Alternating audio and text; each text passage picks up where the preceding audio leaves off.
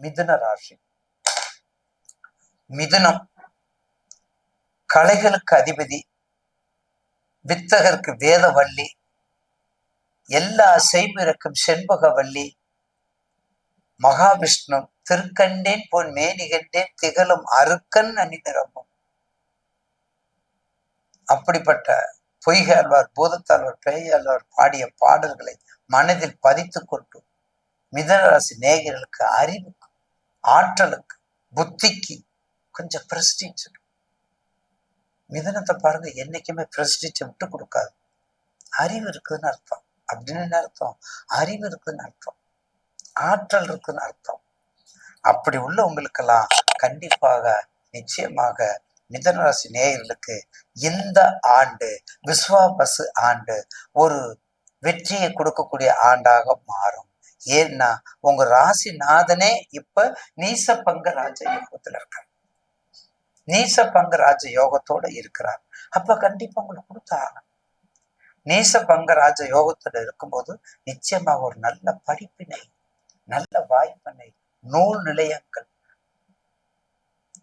Xerox mission, கல்வி சம்பந்தப்பட்ட அனைத்து தொழிலும், இன்ஸ்டிடியூஷன் சம்பந்தப்பட்ட அனைத்து தொழிலும், லைப்ரரி சம்பந்தப்பட்டது, ரைட் எழுதுபவர், கதை வசனம் எழுதுபவர், டைரக்டர், கவியரசு கண்ணதாசன், குருநாதர் போல எல்லாமே படிப்பு சம்பந்தப்பட்ட தொழில் எல்லாமே. அப்படிப்பட்ட வெளிநாட்டுக்கு போனாலும் படிப்பு சம்பந்தப்பட்ட உச்சத்துக்கு போவீங்க. வெளிநாடும் படிப்பு சம்பந்தப்பட்ட போனா உச்சத்துக்கு போவீங்க. அப்படிப்பட்ட தொழிலோடு இணைந்து செய்தால் கடந்த காலம் ரொம்ப கஷ்டப்பட்டீங்க. அஷ்டமத்து சனியில ரொம்ப கஷ்டப்பட்டீங்க. 7.5 சனியோட அஷ்டமத்து கடகத்துக்கு முன்னாடி நான் சொல்றேன். அப்படியெல்லாம் இருந்துட்டு இப்போ உங்க திசை பத்தி உங்க ஜனஜாதத்தை எடுத்துக்கிட்டு பார்த்தா நிச்சயமாக ஒரு நல்ல வாய்ப்பை பயன்படுத்திக் கொள்ளுங்கள். இப்போது ஒரு நல்ல வாய்ப்பினை பயன்படுத்திக் கொள்ளுங்கள். ஏன்னா உங்களுக்கு 7க்கு உங்களுடைய ராசிக்கு இப்போது வரக்கூடிய சனி பயிற்சி உங்களுக்கு 10க்கு வர்றார். கர்மாதிபதி ப்ரொபோசனல். தொழிலை உருவாக்குங்கள், தொழிலை நிர்வாணம் பண்ணுங்கள், தொழிலுக்கு அதிகாரியா வாங்க, ஆராய்ச்சியாளரை வாங்க, தொழிலை உற்பத்தியை தொடங்குங்க, புதிய தொழிலை ஆரம்பிங்க. தசாபத்தியை பார்த்துக்க. குரு திசையில புதன் புத்தி இருக்கக்கூடாது. ஒவ்வொரு ராசிக்கும் நான் சொல்லிட்டு வரேன் பாருங்க. ரிஷபத்துக்கு என்ன சொன்னி?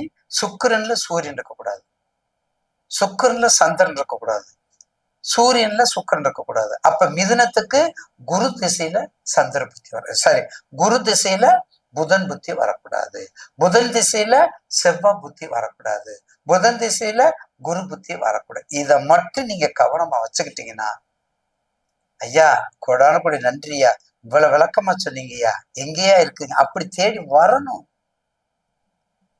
ஒரு தாய் பிள்ளைக்கு கூறுவதுதான் அடியன் செய்வது. ஒரு தந்தை மகர் காற்றும் உதவி அவையத்து முந்தி இருப்ப செயல். தந்தைக்கு என்ன வேலை? தன் மகனை தலைவனாக்கக்கூடிய வேலை. தந்தைக்கு என்ன வேலை? தன் மகனை தலைவனாக்கணும்.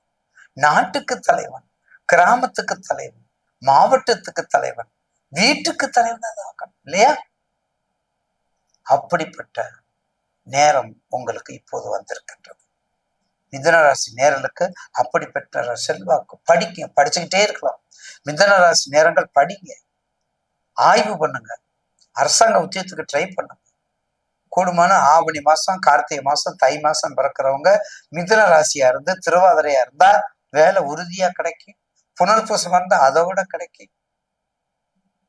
புனர்பூசம் இருந்தா அதை விட குரு நட்சத்திரம் அதை விட கிடைக்கும். இப்படிலாம் பண்ணி வந்தீங்கன்னா நிச்சயமா ஒரு மகத்தான வெற்றியை மிதுன ராசி கொடுக்கும். குறிப்பாக செங்கமல நாச்சியார், மதுரவள்ளி தாயார், எப்படி பேர் பாருங்க. கல் கருட சேவை, செங்கமலி, மன்னார்குடி செங்கமல நாச்சியார். இப்பதான் நிறைய நடக்குது உற்சவம். உற்சவமூர்த்திக்கு தான் இப்ப சீசன். உற்சவமூர்த்திக்கு தான் சீசன். செங்கமல நாச்சியார், மதுரவள்ளி தாயார், என்னை பெற்ற தாயார் திருநென்றும். நானே தவம் செய்தேன், சிவாய நம என பெற்றேன், தேனாயின் நவதமாய் தித்திக்கும் சிவபெருமானே தானே வந்து என் உள்ள புகுந்து அடியே இருக்கார். யார் செய்வா? அவன் ஒருத்தன் தான் செய்வான். அந்த ஒரு வாசகத்தை கொடுத்தவன் அவன் தான், அதைத்தான் செய்வான். அவர் தான் தானே வந்து அருள் செய்யக்கூடிய தன்மை அந்த இறைவனுக்கு உண்டு, அந்த படைப்பாளிக்கு உண்டு. அப்படிப்பட்ட மிதுனராசி நேயர்கள் படைப்பாளிக்கும் சொந்தக்காரர். கவி என்ற கவியரசுக்கு படைப்பாளி சொந்தக்காரர் என்று கூறி கண்டிப்பாக இந்த வருஷம் உங்களுக்கு இந்த பெயர்ச்சி எல்லாமே நன்றாக இருக்கும். குரு வந்துட்டாரு, புனர்பூசத்துல இருக்க ராமர் வனவாசம் போட்டவர் மட்டும் தயவு செய்து நினைக்காதீங்க. அதை மட்டும் நினைக்காதீங்க.